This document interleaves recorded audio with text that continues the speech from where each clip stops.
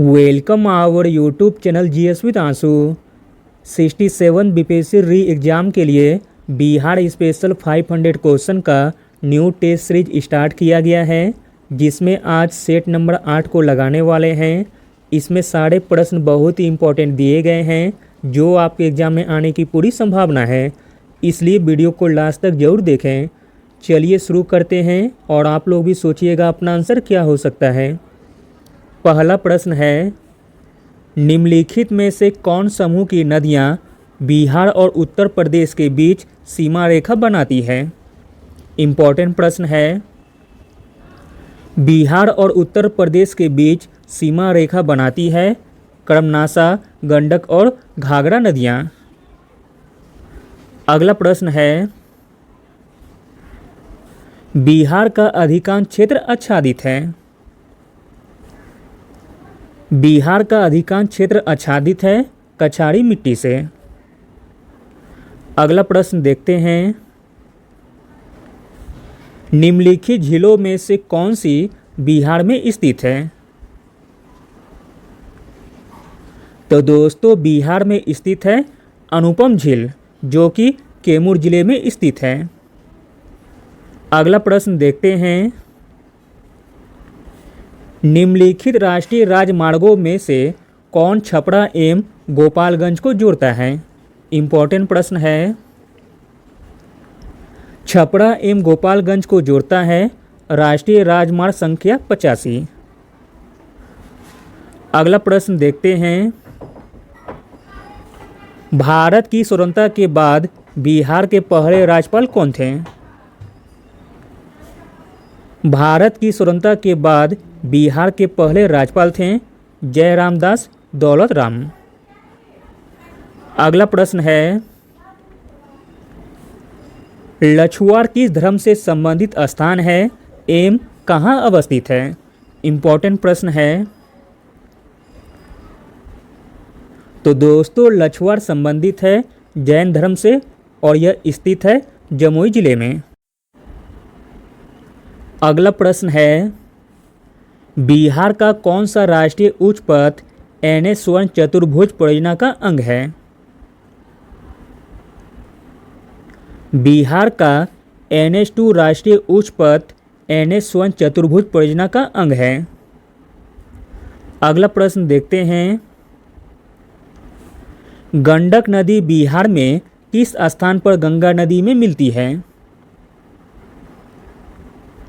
गंडक नदी बिहार में पटना के निकट गंगा नदी में मिलती है।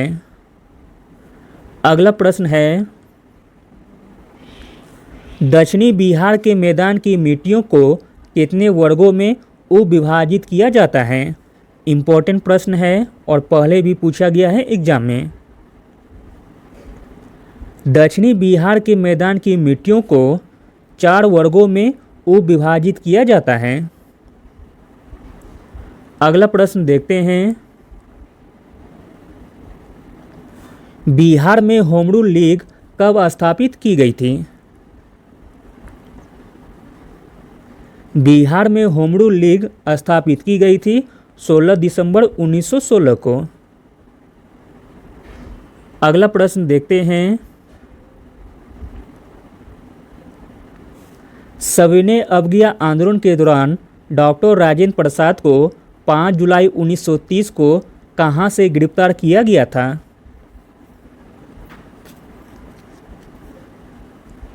सविनय अवज्ञा आंदोलन के दौरान डॉक्टर राजेंद्र प्रसाद को 5 जुलाई 1930 को छपरा से गिरफ्तार किया गया था। अगला प्रश्न है, बौंसी मेले का संबंध किस जिले से है। आसान सा प्रश्न है। तो दोस्तों, बौंसी मेले का संबंध है बांका जिले से। अगला प्रश्न देखते हैं, निम्नलिखित में से किस व्यक्ति को बिहार में इल्तुतमिश द्वारा अपना पहला सूबेदार नियुक्त किया गया था। मोस्ट इम्पॉर्टेंट प्रश्न है।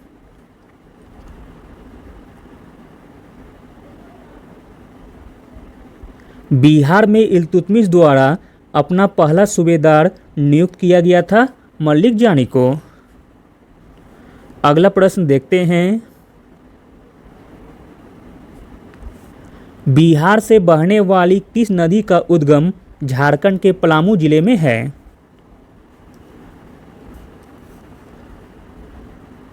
तो दोस्तों वह नदी का नाम हो जाएगा पुनपुन। Option number B.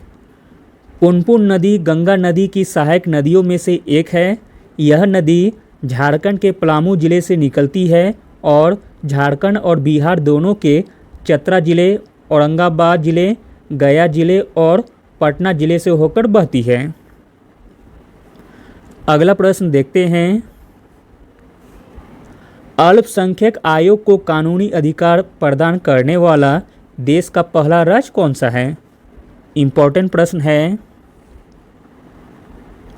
अल्पसंख्यक आयोग को कानूनी अधिकार प्रदान करने वाला देश का पहला राज्य है बिहार। अगला प्रश्न है।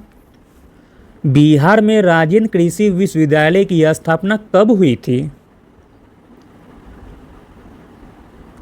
बिहार में राजेंद्र कृषि विश्वविद्यालय की स्थापना हुई थी 1970 में। राजेंद्र कृषि विश्वविद्यालय जो कि समस्तीपुर के पूसा में स्थित है। अगला प्रश्न देखते हैं। प्रसिद्ध दीदारगंज यक्षी की प्रतिमा का संबंध बिहार के किस संग्रहालय से है?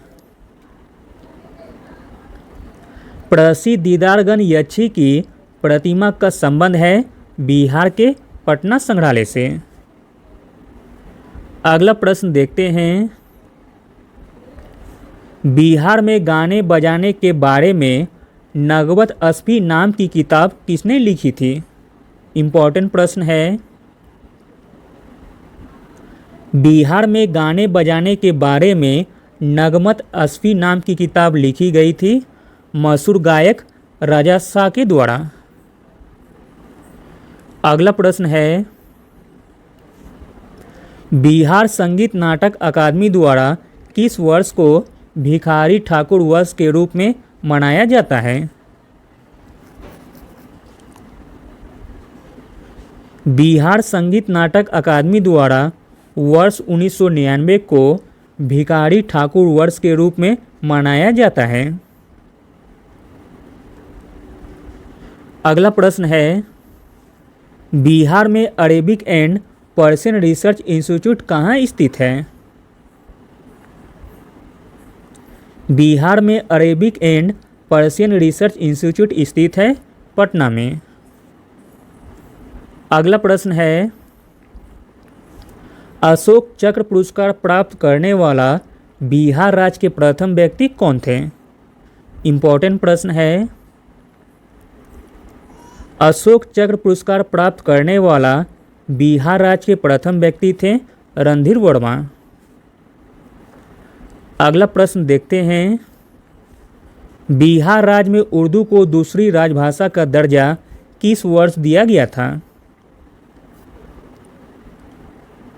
बिहार राज्य में उर्दू को दूसरी राजभाषा का दर्जा दिया गया था 1980 में। अगला प्रश्न है।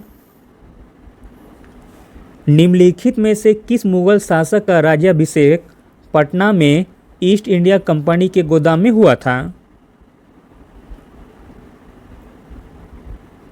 तो दोस्तों वह मुगल शासक का नाम है शाह आलम द्वितीय, जिसका राज्याभिषेक पटना में ईस्ट इंडिया कंपनी के गोदाम में हुआ था। अगला प्रश्न है। बिहार में ग्रीन बजट सर्वप्रथम कब पास हुआ था? इम्पोर्टेंट प्रश्न है। बिहार में ग्रीन बजट सर्वप्रथम पास हुआ था 2020-21 में। अगला प्रश्न है। बिहार में बच्चों के लिए बजट निर्माण की प्रक्रिया किस वित्तीय वर्ष में शुरू की गई थी? इम्पोर्टेंट प्रश्न है। बिहार में बच्चों के लिए बजट निर्माण की प्रक्रिया शुरू की गई थी वित्तीय वर्ष 2013-14 में। Thank you.